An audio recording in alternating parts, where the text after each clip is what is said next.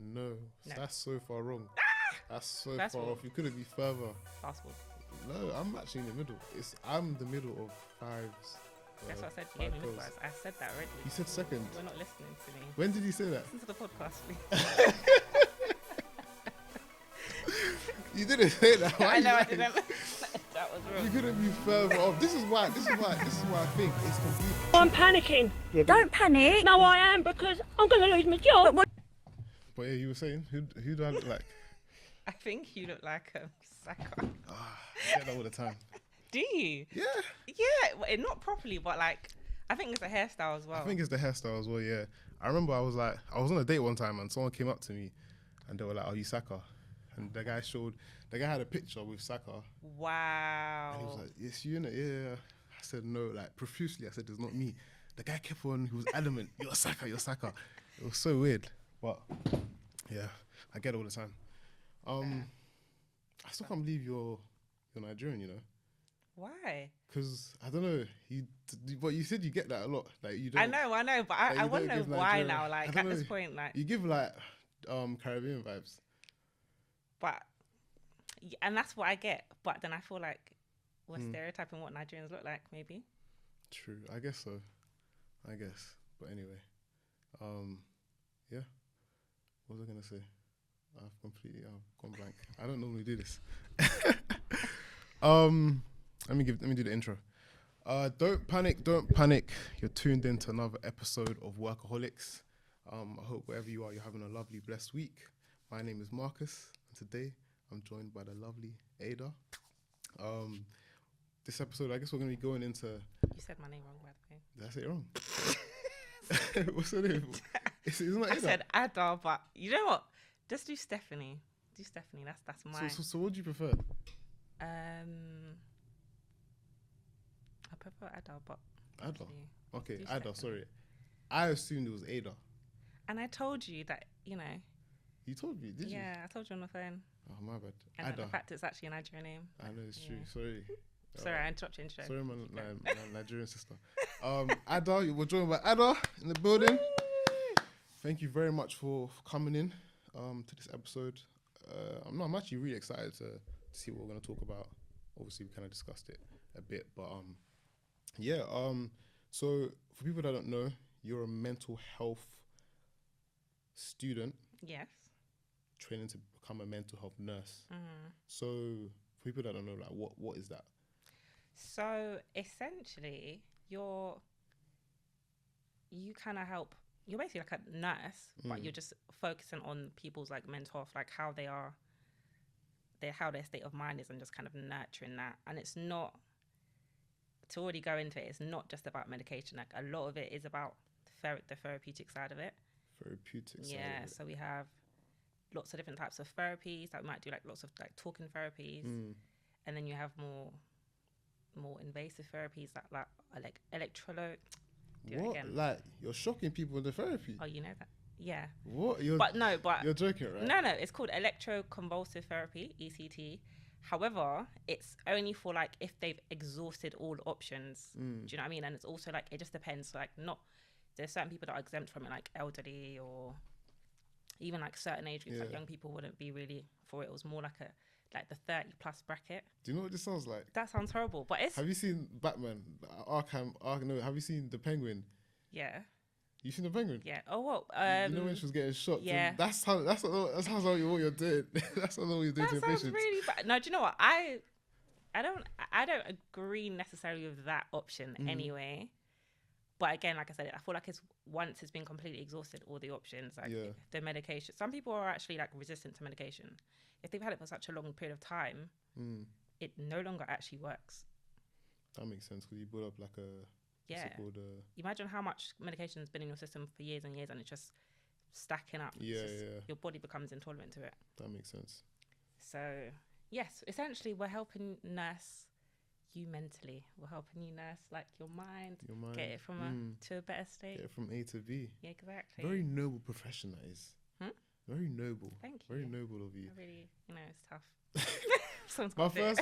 My first question was going to be like why you went into it. Before we get into like the whole like what it is and everything that you do, like why would you want to do? Because I know I don't know many people in the mental health space, but I know people that they're just in the nursing space, like just in general. And I know it's very difficult. The pay sometimes isn't always the greatest as well. You know, dealing with patients that are very unstable. So, like, why would you choose to go into this field then?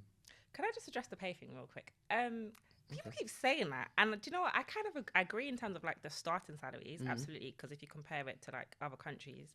However, you know, people do agency nursing, and I know people don't agree with that. What's but agency nursing? Agency nursing, just like locum nurses, like you're contracted, so you're not on a salaried wage. You might be getting like really high rates, like 40, 45 pound an hour. Yeah.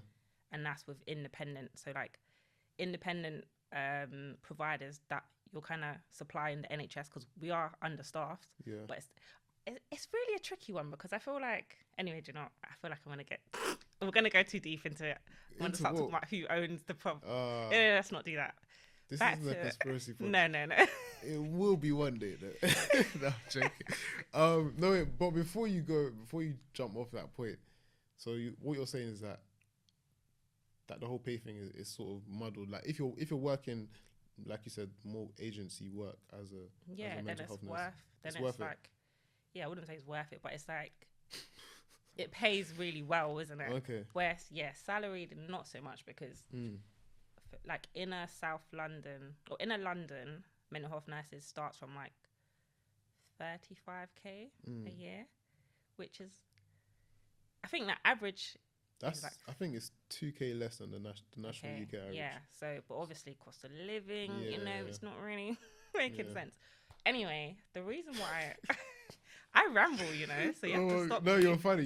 Go on, please. So the reason why I kind of got into it is I feel like I generally have like a helping nature anyway. And like I said, like I started working with young people. Oh no, back in the day, when you didn't know what you wanted to do in life, Yeah. everyone would just say they want to be a youth worker. So I was one of What those. really? Oh, so we're not in the same age bracket. Sorry. Whenever everyone wants to be either a footballer or a rapper. What are you talking about? A youth worker? Wow, that makes me feel like That's crazy. I'm not aiming high. Okay. A youth Wait, worker. All right. okay. Interesting. Anyway, Please go on. no. Okay, yeah, of course. Like I wanted to be a singer when I was 9, but I can't sing. So I talk about realistic, because Realistic you dreams. guys will say like, oh, your leg stopped working, so The knee, the now you can't be ACL, a all of that footballer. stuff. Exactly. But yeah, so I've always just had like a helping nature, and I started working with like young people. I want to say when I was like 20, maybe. Okay.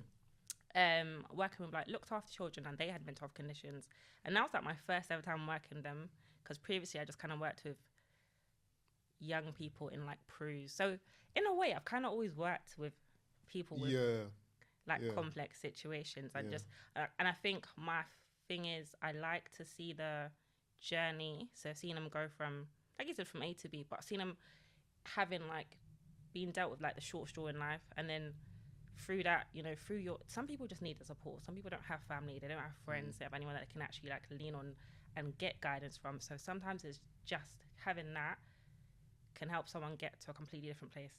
And I think seeing that journey and seeing that progress is like fulfilling.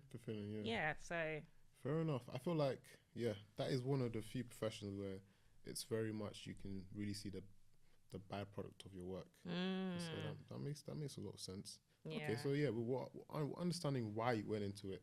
I've got so many questions. So as a mental health student, you're obviously working in the hospitals with different sort of patients. So what sort of what are the ranges in terms of what you're seeing? Like what type of diagnosis? That's the word. I don't know what I'm saying. Yeah. So it's diagnosis. Yeah. So it's literally, it's so vast. So I would say we don't really. Okay, so we see like schizophrenia. We see people with BPD, so bipolar disorder. People with OCD. Really? Yeah. Like OCD can get you into a mental health hospital. I feel like it's like What? social media and all this kind of stuff that make like OCD is someone that just likes cleaning. Like That's what I was just about to say. No. Or like someone who's just like they're very peculiar. Like that can't be at that angle. It's got to be at this angle. Yeah, but it's not. I feel like it's like that's how it's been generalized. But if you know someone with OCD, you're gonna be like, okay, like some people have like rituals, like they need to turn the lights off 6 times before. Yeah. Isn't they that leave more the autism room. though? No, that's OCD. So they have like certain rituals, or they need to wash their hands. And then some people stand at the sink washing their hands for 2 hours straight. That's OCD. That's crazy. Yeah, or they can't, especially because you're on a ward as well. Like sometimes it's like a completely different setting. So every single ward, based on the people that are in there, you have to do things a certain way. So if you're on an OCD ward, you can't just give them a cup and pour the drink in. They're not going to drink it. Why not? Because it's unclean to them. They need to have things in a certain way. So you just give them the whole carton, or they have their own specific cutlery that doesn't leave their side because of it. So it's like, it's completely, OCD is not what everyone makes out. Yeah, Like, I'm a little bit OCD. Like, no. Like it's almost a bit of a character trait to want to have. Exactly. I'm a bit OCD. It's like, you're not OCD. What? Because you wouldn't be functioning the same way, Some people don't sleep because they need to scrub something for 5-6 hours straight. So that is like, so and then it's like, that's affecting your life. So yeah, there's so many things that people say, like ADHD, like, although people are not really inside hospital for ADHD, but I think something becomes extreme when it's stopping you from actually living your day-to-day life, and it's actually interrupting it.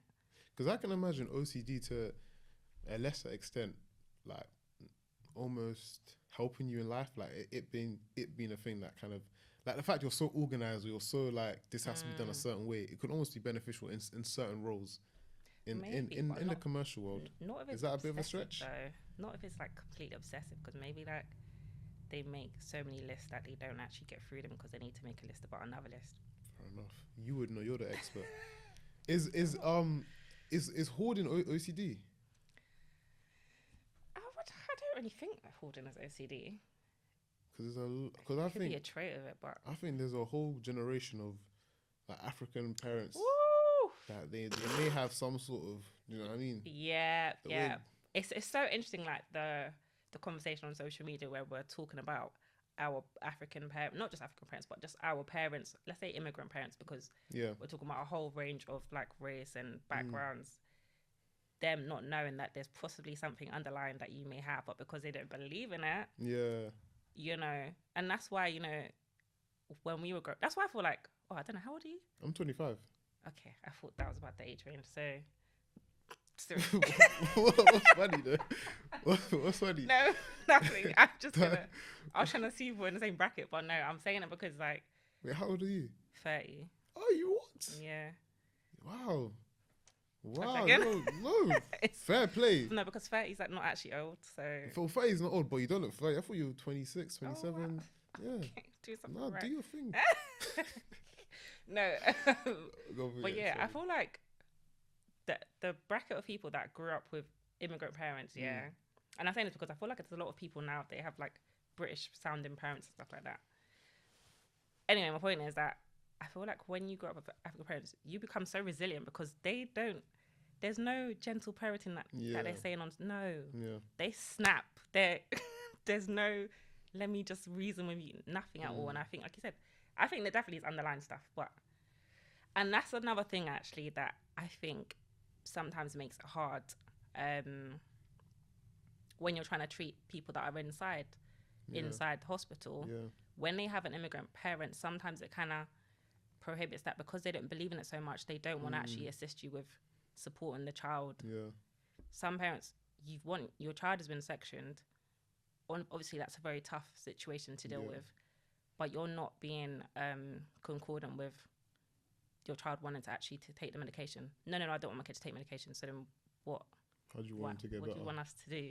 And that's not to say that medication is the only thing, but sometimes when a person is like at the very extreme and like they're very, very unwell, very unsettled, you do kind of need that medication to bring them back to their baseline that their parents or whoever know their baseline is, before you can just be like, okay, let's talk about, introduce talking therapies or really get into the solution of the problem. Because if someone is completely psychotic, there's no, so how do you feel? Because they're not, this is not their reality. Like they're experiencing a whole different situation. Do you know what I mean? So that's so crazy. You mentioned talking therapy earlier. So is is that a thing that can actually solve people's issues in terms of like the diagnosis you mentioned? Because in my head, I'm thinking, how is talking gonna stop you being schizophrenic? Like, how does that work? Because I guess it's like finding the route to it. So we have this thing that we have called so obviously we work in a multidisciplinary team. So it's not just nurses. We have like doctors, psychiatrists, psychologists, speech and language therapists, occupational therapists. Wow. Sometimes dietitian, nutritionists as well. But that was the general consensus. And the psychologist will basically do something called a formulation, where they have let's say you have a patient, 20-something-year-old from Lewisham.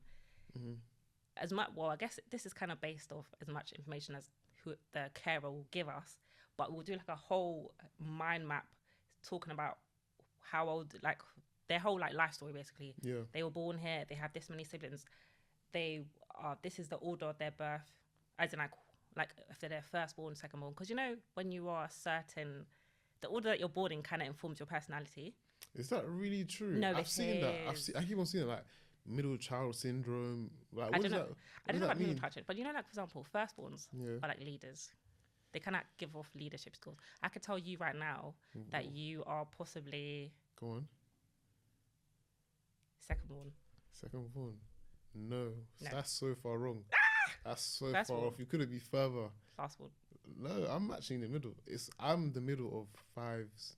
That's what I said. You gave me girls. midwives. I said that already. You said second. You were not listening to me. When did you say that? Listen to the podcast, please. You didn't say that. Why I you know I lying? didn't. That was wrong. You couldn't be further off. This is why I think it's complete bollocks, because there's no syndrome if you're the middle first. It's just the way you're brought up. Like, Exactly, but you're brought up a certain way because you're the so-and-so child. Like, I was the youngest born. yeah. People tell me that I could tell you're the youngest because you're so unbothered. And I'm just like, I don't know if I should take offense to that. But I Do you get, know- because do I you know just what- go with the flow, you know? That's so funny, because as soon as you said that, I thought about my younger sister, and like, there's so many times she'll just be like, Yeah. why you so done, Charlotte? You don't care about any. Literally. Oh man. All right. I hear it. Perhaps yeah. there is some truth, but with anything, of course, people like to run with it too much and make it their whole This personality. is social media, sorry. But no, okay, for example, like, so we keep waffling. This hour's not going to be long enough now. You know what I mean? We're actually waffling. But so the psychologist will basically sit down and would analyse the person's life story. So analyse, I don't want to say it like that, but we'll go through the life story and see, you know, someone might have, I don't know, their wife left them and then they were completely isolated. And so this is kind of partially why they have depression and they have this and that. So it's like you really look into things and you kind of see, it kind of gives you a picture of why people are the way they are. And then you're able to then see, okay, talking therapies might help because they're able to kind of, it's just like having an actual therapist where you're able to kind of like dig deep, and when you find the root of it, you're able to kind of be like, okay, these are your triggers. Let's try and deal with those triggers in a healthy way. You know? That makes complete sense. It's interesting you mentioned the whole like isolation thing and blah blah blah. I don't know how much you're able to share, of course, but in terms of like what, like the plethora of like the people you see coming in, and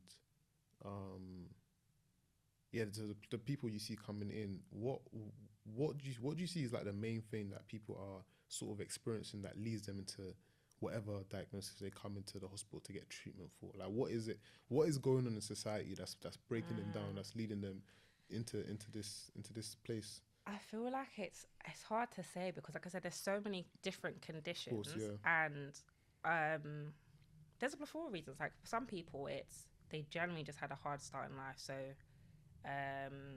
you know, they weren't best cared for when they were a child, and they may have been gone from foster home to foster home, and they just didn't have that continuous support, which led them to, let's say, taking certain substances or just having a hard life. It's gonna derail you regardless of whether you drink or not. You know, with other people, it's just like hereditary. Definitely, we said that we've seen there was a huge increase after the COVID period because people were isolated. Really? For a long, yeah, 100%. People were isolated for a long period of time. It's not to say that some people just developed it in COVID, but perhaps they were dealing with it and then it worsened after because people were unable to kind of see their social circles and all that kind of things. Wow. So that is tough. And what is the, sorry to cut you off, what is like, what does because like, that's just so crazy to me, like being isolated. I guess it makes, well, of course it makes sense, but like what does isolation do to somebody in terms of like, what forms in the, like what does it lead to? People can just kind of, one, I guess you just feel like very detached from society. You might just feel like you don't have anyone. You can feel like, and I think from that you can kind of just, I don't know, some people can just get paranoid. Do you know what I mean? Especially, for example, so you're developing paranoia from isolation? Yeah, you can give, really? No, but I guess I'm kind of talking more about, let's say like COVID, for example. People, imagine a young person being isolated, but of course they might live with their parents, whatever, but isolated from like their peers, they don't have anyone to speak to. The instrument that is social media today, which I kind of talk about a lot, being very, it's good, but it's also bad because it depends on how much you use it. You know, we have such a ridiculous amount of connectivity 24/7. We have the reach to be able to see what's going on in Iraq and everywhere, you know, and that's not always good. We don't need to know absolutely everything. And I think COVID, to me, I thought was end times, you know. Really? Because I thought, how are we going to get out of this isolation? But then imagine someone else that's a bit more, you know, worse, like not in as much of a stable state of mind. Yeah. That to them, or imagine someone living at home alone by themselves, dealing with COVID. That's crazy. That would have been tough. They don't have no one they speak to on a day-to-day basis. They're just watching the TV and seeing the shelves are empty. It just sounds crazy. And so for like that, like a film. Yeah, and then you'll literally become paranoid because you're like, oh my gosh, and then you're just having anxiety, and it can definitely like spiral. So it's not to say. My point I'm trying to round up is that mental health doesn't discriminate. It can really happen to anybody. It's just circumstances and how you deal with things. Makes it all. It's a very valid point. Speaking of, it doesn't discriminate. Obviously, you know, we spoke about, you know, mental health in the Black community. Like for you, what do you think is the most misdiagnosed thing in the Black community, in regards to mental health? This is actually like factually proven. For factually, what, as in studies have been done? Yeah, studies have actually shown that that Black men are the most misdiagnosed in schizophrenia. Yeah, and it's really interesting to find because, and I'm almost not even surprised because it's a systemic thing in my opinion. One of the causes I could say is who diagnoses these people, right? The Black clinicians. Men. Yeah, who diagnoses people in general? It's clinicians, isn't it? Yeah. The clinicians are mostly, I can't give a statistic right now, but go and check it out. But clinicians are mostly not Black. And so it's, like we discussed this actually in uni, so there is clinician bias. So someone can be diagnosed as someone else, like a Black person. They said there are things like they misinterpret our emotions. So we might be there upset. A person that's not Black, that's a clinician, a healthcare professional, can see us as being angry. Oh, aggressive, tick. Do you get what I'm saying? So there's certain ways things like that happen. And it's I think that's quite insane considering we actually make up a very small percentage of the UK. So to find that we are misdiagnosed, I want to say it was like, I don't want to say 1 in 4, but I need to find the statistic, you know, because that did really shock me, and it's not surprising. So, it's even been said that some people will say that Black people will be diagnosed as being schizophrenic, and other races will be diagnosed as being bipolar. Wow. Schizophrenic feels more people when people think of schizophrenia, they assume it with like violence. Okay. I feel like a lot of times, but it's really disappointing, and that's the case. And I think the way to kind of tackle that would be, we need to continue to join these like fields. Yeah, You know, we need to 100%. diversify, because at the Yeah. end of the day, our patient background is diverse. And I think not just a black and white situation, but even like different religions, because you're going to be dealing with someone that's, I don't know, a Muslim patient, and you need to know how to tackle that. They have not just halal food, but they need places to make sure that they have places that they pray. And do you know what I mean? And just if something happens, protecting their dignity, maybe they need a male worker instead of just little things. Because as much as we say, oh yes, we have cultural competency trainings, that's just a checklist that you've ticked the box, that you've done the training, but is it actually being implemented? And I think the way for it to actually be implemented is having those people on the actual ground. 100%. You know, That's insane. That's really shocked me, man. Did you say 1 in 4? Something like that. Possibly. Go check it yourself. I hear it. I'll be honest. I've never actually looked up the definition of schizophrenia. In my mind, schizophrenia is like people seeing stuff. So could you clarify what schizophrenia actually is, and also like what is the most minor form of schizophrenia to the most extreme form? So schizophrenia, like, there's like loads of different symptoms that it encompasses. So it can be like you having hallucinations, so you seeing things that are not there. You having delusions. You may be hearing voices. You're kind of just disassociated with reality, essentially. You have like disordered thinking. And for that reason, some people, so there's different types of schizophrenia. And again, you can also even have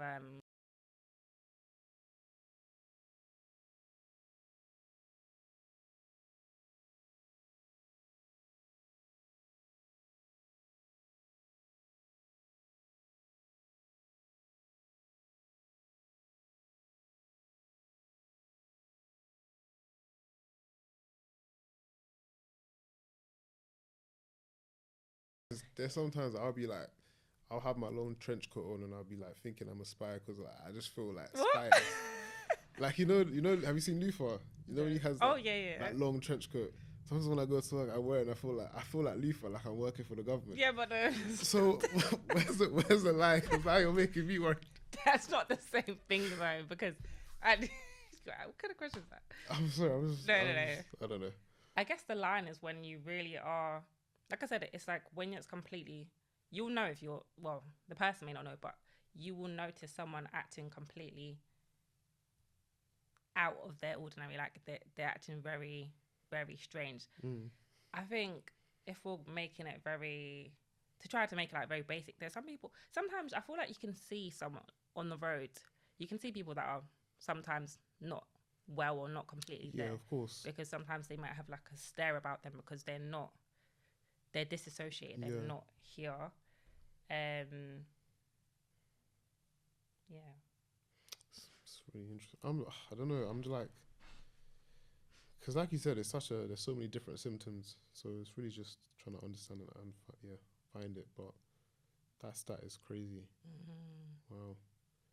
I wonder why that. Well, you mentioned why they're so like misdiagnosed. But do you think it's on the rise or anything like that, or it's increasing? I think that, I don't know if I'd say it's on the rise, but again, it's like from what I've kind of seen, I think it's more so based on where I work, because I think obviously I'm in South London, so South London I think has probably got a high BME population anyway, so that's kind of reflected in the hospital. And a lot of people that have come in, or a lot of people that are there, are black patients. And I think for me it's shocking because they are young black patients, and a lot of them, let's say, have got schizophrenia, or that's their diagnosis, schizophrenia. Maybe it's because they're being misdiagnosed, maybe because they're being overdiagnosed. I don't know what the reason is. However, a lot of them, I can't deny it does say cannabis-induced. And for me, that's what they're putting down. Yeah, so some people have cannabis-induced psychosis, or cannabis-induced psychosis. And obviously I made a TikTok about that, and it went ridiculous. And I wasn't expecting it to, obviously, that sounds so cliche, but genuinely, like, I was just like, I only talk about things. My TikToks are actually mostly food and like wellness, cleaning. We're going to get into that, But I only really talk about something if I'm like very passionate, do you know what I mean? And I had to say it because I know that our community is gonna be like, no, weed is great and all that kind of stuff. And you know what? Maybe it's great for you guys, but the problem is, the thing is that, you know, like a lot of my comments were saying that there are different strains of weed, and I'm like, I get it, like I understand what you're saying, but perhaps there are some people that are smoking it that don't know about the different strains, and those certain particular strains are harmful, and they're making, or it's triggering, or it's contributing to people coming unwell. For me, it was the way that people were so like adamant. Oh, it's not the weed, this and that. But like, you look it up. You have to just type it into Google, and you can see that there's many studies that literally say, you know, psychosis is linked to high cases of cannabis is linked to high cases of diagnosed psychosis. Blah blah blah. Like, it's not. This isn't a conspiracy. We're not just chatting to chat. Like, this has actually been proven by people in this field. So the way people in our community are so dismissive, it's a bit weird. Why do you think that is? Like, I just feel like, you know, when people think of weed, I feel like I'm not going to say what I was going to say. Again, I just think they think of like, I don't know, like ganja farms and it being homegrown. And yes, do you know what I mean? Maybe that, because, you know, I think certain countries, like, weed is legal, and maybe, I think that's why people see it as safe, like CBD and stuff. And I feel like that's those types, but some people are having other types, or they're not aware of it, and that is the problem. That being said, obviously, cannabis-induced psychosis is not all that I see. Obviously, we see just generally like a plethora of drugs. But the question, I think that the thing is more about why people using it, because at the end of the day, it is a coping strategy. It's not, sometimes for some people, they'll start off it being like, oh, it's a social drug, like that's why we smoke. Like, I'm not saying everyone smoked in their life, but some people have at the end of the day. And it goes from being he's smiling. Sorry, the way you make it that maybe like you been smoking. But it goes from like, sometimes it goes from smoking socially to like, oh, I'm smoking every day. Like, it's just a thing. And it's like, you know, that's a problem, right? You shouldn't really be. It's why? true. Because why are you not smoking every day? It's true. Because it was social. And they'll be like, I know can stop some if I people want that to. do that, I can stop if I want to. But so why haven't you stopped then? Yeah, and you know, of course, weed is very branded as non-addictive, blah blah blah. But when you can't stop something, when you literally can't stop doing something, that's literally the definition of an addiction. So yeah, and it's with anything, you know. Yeah. But yeah, I feel like we need perhaps better coping strategies.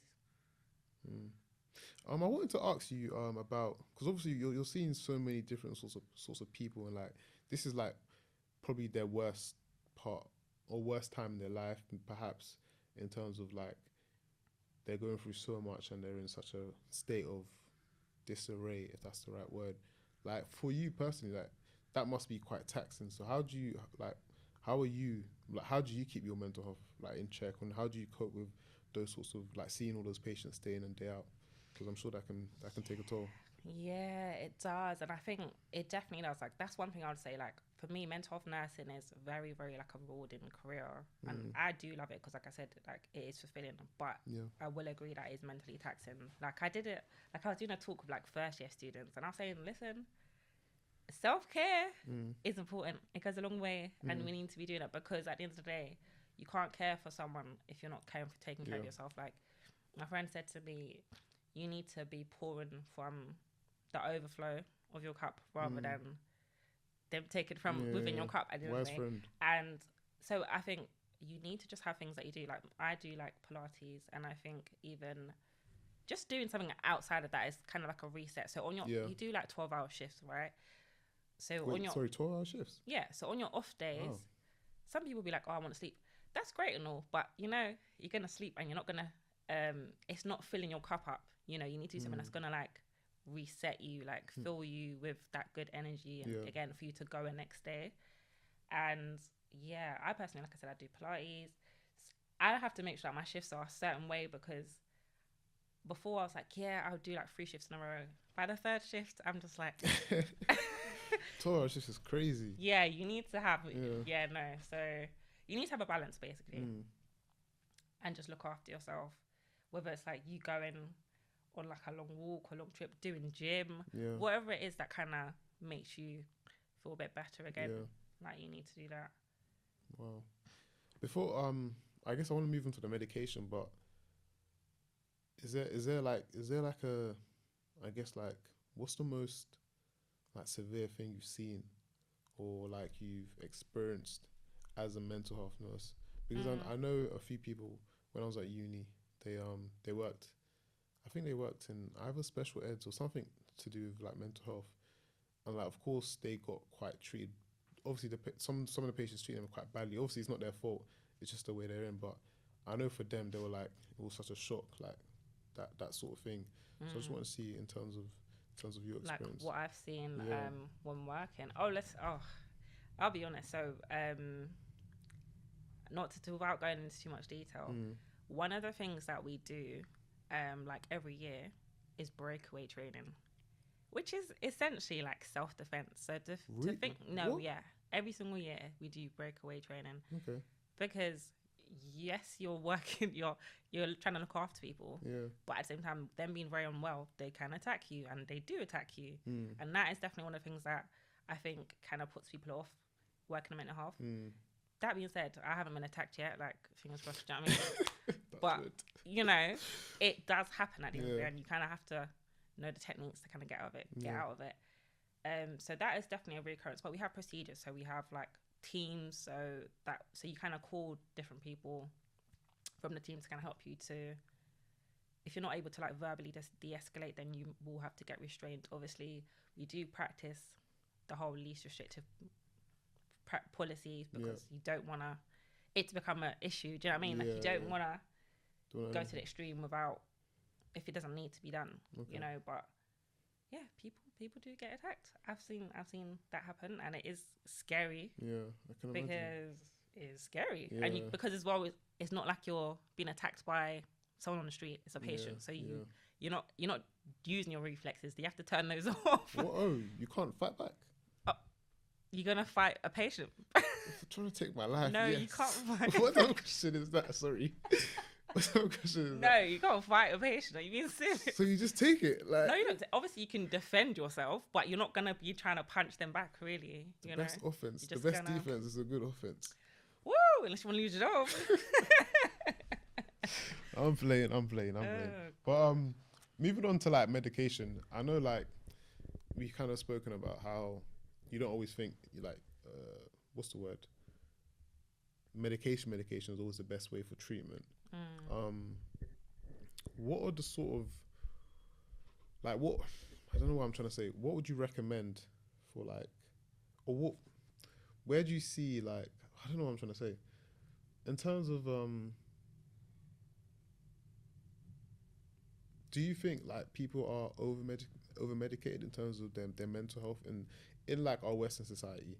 Because like I'm all for like mental health, and I feel like of course depression is a real thing and people go for it, but then I also think that some people just need to go and touch grass. And I don't say that to like be desensitive, but I feel like we've just almost become too soft in a way that you're going through this, take this medication, you're going through that, take this. Whereas sometimes you just like we spoke about, you may need to just change your diet, you may need to just exercise, you may need to just be social.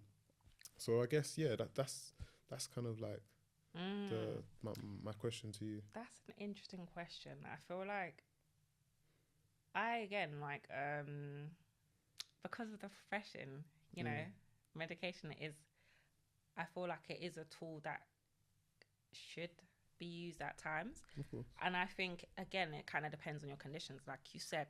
For some people, they kind of do feel it's a choice, I guess. At the end of the day, you can decline to take the medication or not,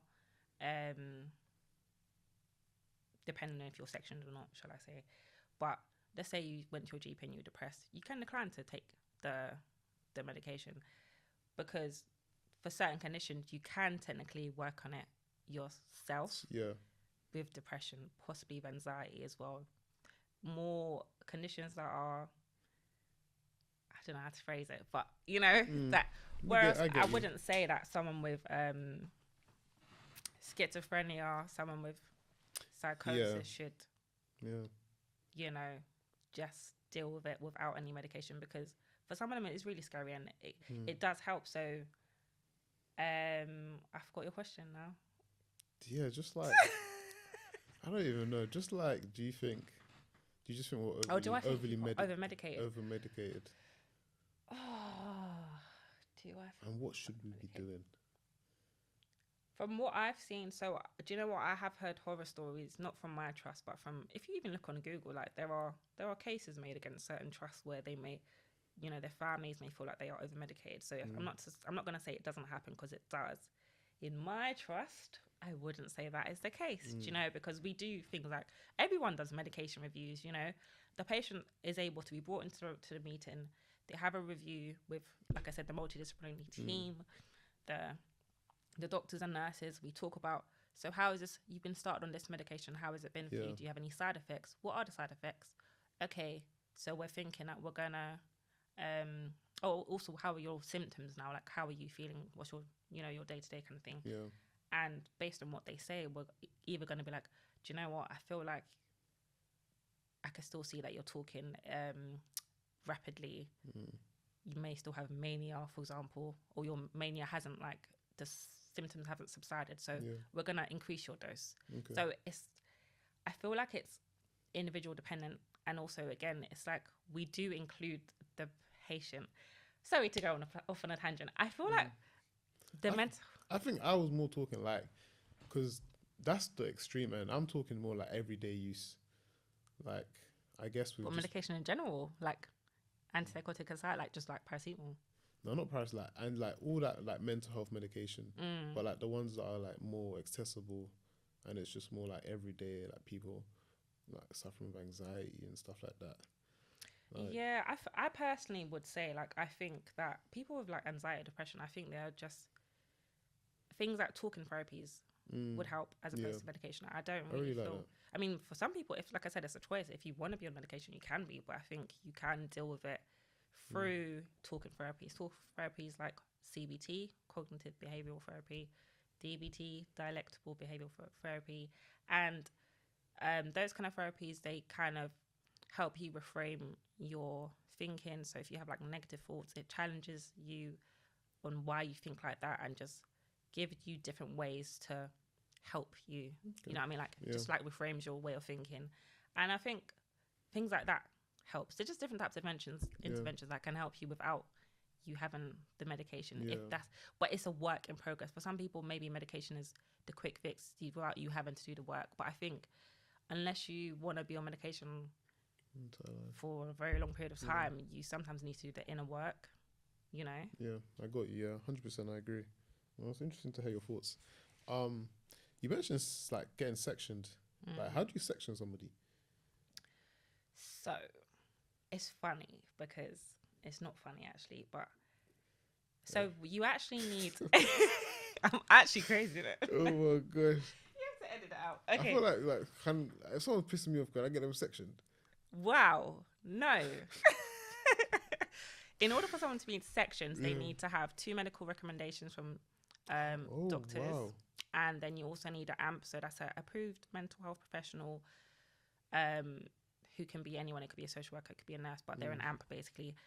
All of those people basically need to come together to actually section you. Oh, and so once you're sectioned, like, that's when you're forced to go inside. Like, you have no choice. Yeah. Wow. So for some people, you can, voluntarily go inside. Like, okay, here you've been given the papers and you go inside. Or they can come with police to actually take you if you try not to go. Yeah. So there are obviously like 2 sections. No, there's lots of sections, but there's section 2, section 3. I don't know if you've heard people say that. No. Okay. Well, we've got section 2, and that's section. You're sections to be assessed for whatever your condition is, because we might not know what it is, and that's an up to 28-day hold in hospital.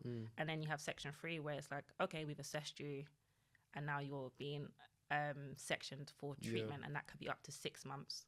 Obviously, during that period of time, you're able to actually appeal it if you do want to. Not to say that it may not be successful, but that's with everything there, isn't it? You have to apply for it to happen or not. So you can't just section people because they pissed you off. I had to ask and find out. What piece of advice would you give to somebody? Because like you said, you're speaking to first years. Like, what's your number one piece of advice you give to people looking to enter into your field? I would say advice. I feel like I'll just or warnings. I don't know. wow warnings. I feel like, do you know, you have to be. I feel like you should be aim to kind of be resilient. I think be passionate about helping people, and I think, well, definitely be passionate. I think that's number one, because when you're passionate about something, you're gonna not stop regardless of possibly being attacked or anything like that. You're just gonna because that's what you like to do. I think mental health nursing has really, this is so cliche, but I feel like it's really helped me because it's helped me grow like in my own personal development, because again, it's not just about medication. We do a lot of things about communication skills. Yeah. You come across really well. Like you're very, very, very well put together. Yeah. Oh, thanks. That's nice. Do you know what I'm saying? But it's the course. It's not me. You know, I think it will help you grow because you get taught so many like interpersonal skills that you put in your day to day. Do you know what I mean? You kind of, it just goes through you. You know, the way I kind of say someone's, now I feel like I walk around diagnosing people. That's so bad, but oh my god, she must get that a lot, innit? I walk around just like yeah. Or, you know, if I'm speaking to someone, I turn it into a therapy session. Really? And I'm like, okay, so how does that make you feel? What do you think you need to do? That must be annoying for your friends. No, they should love it because you don't have to pay me. No, that would be annoying. Because I'd be guarded to share any sort of information with you. Like, if I did something a bit, you're there, you've got this, you've got that. I don't know. Funny. But yeah, no, I like that answer. I guess before we kind of wrap things up, in regards to, because I know you're really into fitness and nutrition, what kind of got you into that? What kind of what? What kind of got you into that? I saw you making some like crazy remedy like what was TikTok. It was some, you put like oranges and like and the pineapple skin. Yeah, like, what is this? That worked. This looks like some crazy concoction. It worked. What kind of got me into it? Do you know what I would say? When I first had my daughter, she had like allergies. She had like dairy allergies, and I think that kind of made me look into more what we're buying in the shops. And I just find it crazy. Like you pick up a piece of bread, for example, and there's like 10 million ingredients on it. Why? It should just be, you know, flour, yeast, whatever. Like so yeah, so literally that's kind of what made me get into just making everything from scratch. Like I just making, and I don't want them to think, oh, Nara Smith, no, because I actually senior Nara Smith first of all. Do you know what I mean? Oh my gosh. But yeah, no, so that's what kind of got me into it, and then I just became like a bit obsessed. I was just like, yeah. And the thing is, it sounds cheesy, but when you eat clean or when you just eat proper, you feel great. It's not cheesy, it's the truth. Yeah, it's the truth. Go and eat McDonald's. You're going to forget the fact that the McDonald's doesn't even expire. You can have it in your car for 3 weeks and it won't mold. Is that true? Yes, it is. Try it for yourself. Buy a burger and leave it in your room for a month. It will still remain the same. But it's going to make you feel sluggish. And that's why I feel like, do you know what? I think that hospitals need to offer better food because you're going to make your patients happier, you know? Because they're in here and they're not eating healthy food. But now we get into the whole, are hospitals really there to help you get better? Woo. Or are they there just to keep you medicated? No. Are they there just to keep you in a state of dependency? Because really and truly, it's like you said, if they really wanted you to get better, it's not just medication, it's your lifestyle, it's the way you move, it's what you eat. But they're not telling you that. Sorry, actually, we didn't really speak about that.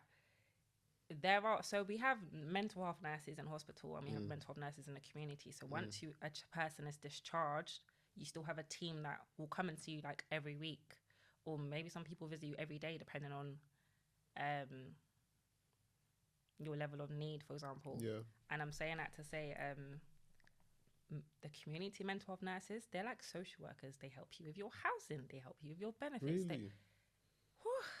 They do a lot. Like, so I would definitely say like mental health, it is a very well-rounded thing. We didn't even like really get into, because I ramble a lot, you know? So we didn't really get into the nitty-gritties of like, there is so much that encompasses that role.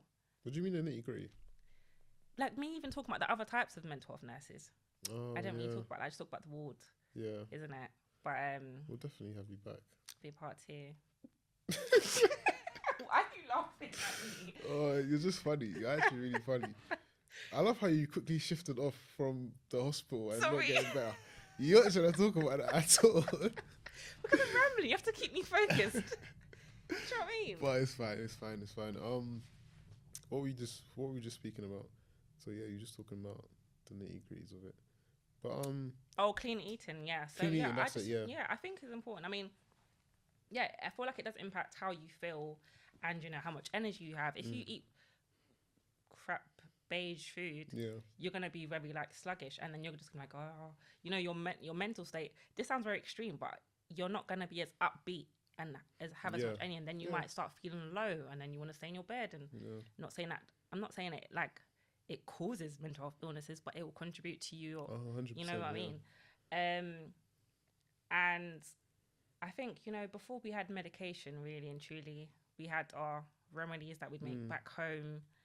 And so yeah, I do like making my own little concoctions, like you say, because realistically, medication, and not just antipsychotic medication, but even your paracetamol packet, it has side effects at the end of the day. Really? Paracetamol has side effects. Do you read your packets before you? No, just pop it in my mouth and hope for the best. Okay, well maybe you should read it. Okay, but what are the side effects? Things like, I don't know, like dizziness, headache. They're all side effects. Weird, but I take a paracetamol to get rid of a headache. So how does it give me a headache as a side effect? Maybe it's not headache. You need to read the packet. Okay. Do you know what? Fair enough. I've never ever read it, but that's just because there's a universal trust in it. Because it's available in the shop. Yeah, and it's so widely used. But that's very interesting, man. I've never really looked at the back of any sort of medication that you can get over the counter and done research on it. Yeah, we should like read everything, really and truly. Yeah, we really should, because at the end of the day, we're putting it into our bodies, which is mad. Yeah, so when you go to the supermarket, start reading the stuff, the ingredients that are in there, and then research about the ingredients, and I think you'll go down a rabbit hole. Yeah. Start making your own oat milk and stuff at home. Is that what you do? Sometimes. Wow.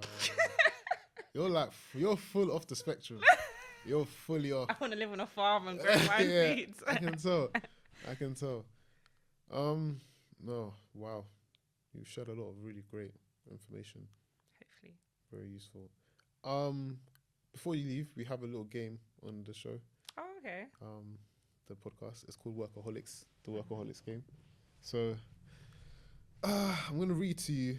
Well, you're going to have like three jobs, and they're going to have like clues and descriptions for like each of the jobs. And it's going to progressively get easier. But if you can guess the job in like the first clue, you get 3 points. If you guess in the second clue, you get 2 points. If you guess in the last point, you get 1 point. And if you still don't guess, you get 0 points. Okay. Does that make sense? Yeah. All right, let's go. How do you think? What do you say? It sounds like articulate. What's that? You're too young. Just play the game. These references you're making, I don't know what you're talking about. Let's hope you do well. We'll start with the easiest one. Okay. So this clue 1 for the first job. This professional creates and arranges dance movements to convey a story or theme in performances. Choreographer. Oh. All right. That was quite easy. That was actually too easy. Right, I'll give you 3 points. 3 points. All right, here we go. Clue 2 for job number 2. Clue 1, sorry, for job number 2.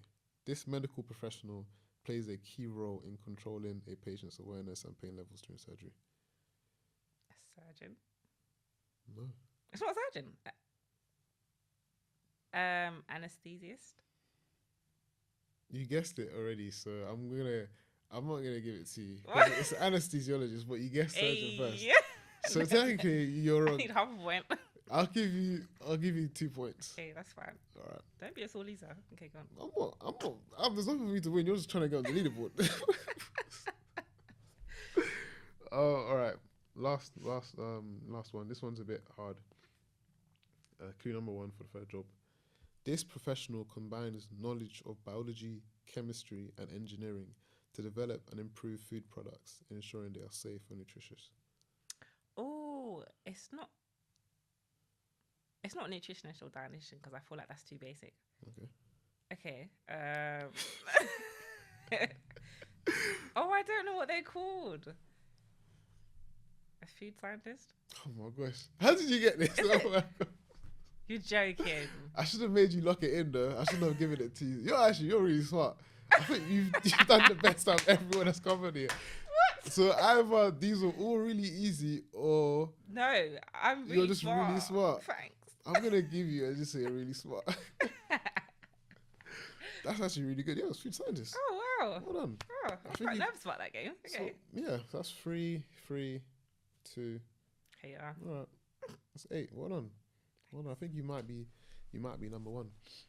Cool. But before you leave, tell people where they can find you at on like all your platforms and where they can follow you and do all of that good stuff. I only have TikTok, guys, because again, social media is bad for you. So you're really anti-social media. Do you know what's so funny? I think I only got TikTok last year, and then before that, I think I was on Instagram like 5 years ago. Yeah. Yeah, no. Wow. We need to, like you said, we need to all go out and touch grass, isn't it? It's the truth. You know. If you haven't today, go outside and touch some grass, man. It'll really humble you. Please go outside, touch some grass. Take this phone with you so you can watch the podcast. Yeah, do that. Yeah, I'm on TikTok and it's @tots_. That's it. @tots_. You heard it. All right, ladies and gentlemen. Thank you for tuning into Workaholics. What was I gonna say? Yeah, subscribe, like, all of that stuff, or don't like. Doesn't really matter. Actually, does matter. So please do it. But yeah, and if you have any funny work stories or any crazy stuff that happened at work, send it in to the pod, to the email workaholicspod@gmail.com. We're going to be reading out some crazy stories in the near future. But yeah, thank you, Ada. And yeah, we out.